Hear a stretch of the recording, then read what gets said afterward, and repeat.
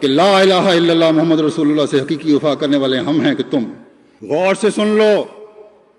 کہ تم لا الہ الا اللہ محمد رسول اللہ کے پیارے کلمے کو بدنام کرنے والے ہو، نہ کہ احمدی۔ اگر تم اپنے آپ کو حق پر سمجھتے ہو تو خدا کے حضور رو اور فریاد کرو کہ اللہ تمہارے لیے نشان ظاہر کرے۔ لیکن یاد رکھو کہ اس زمانے میں خدا تعالیٰ کے اس فرستادے اور آن حضرت صلی اللہ علیہ وسلم کے عاشق صادق کے خلاف دعائیں اور نعرے بھی ہوا میں اڑ جائیں گے۔ حضرت مسیح موعود علیہ الصلوۃ والسلام نے تمام مخالفین کو یہ کھلا چیلنج دیا ہے کہ میرے پر دعائیں خدا تعالیٰ کبھی نہیں سنے گا۔ آپ فرماتے ہیں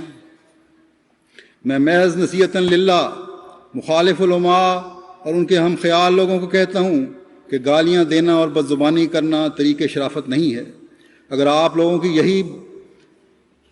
تینت ہے تو خیر، آپ کی مرضی، لیکن اگر مجھے آپ لوگ کاذب سمجھتے ہیں تو آپ کو یہ بھی تو اختیار ہے کہ مساجد میں اکٹھے ہو کر یا الگ الگ میرے پر بد دعائیں کریں اور رو رو کر میرا استحصال چاہیں۔ پھر اگر میں کاذب ہوں گا تو ضرور وہ دعائیں قبول ہو جائیں گی، اور آپ لوگ ہمیشہ دعائیں کرتے بھی ہیں۔ لیکن یاد رکھیں کہ اگر آپ اس قدر دعائیں کریں کہ زبانوں میں زخم پڑ جائیں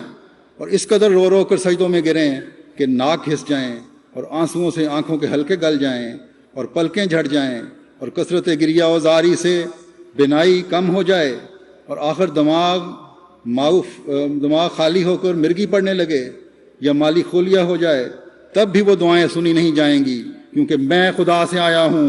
جو شخص میرے پر بد دعا کرے گا وہ بد دعا اسی پر پڑے گی۔ جو شخص میری نسبت یہ کہتا ہے کہ اس پر لعنت ہو، وہ لعنت اس کے دل پر پڑتی ہے مگر اسے خبر نہیں۔ غلام احمد کی غلام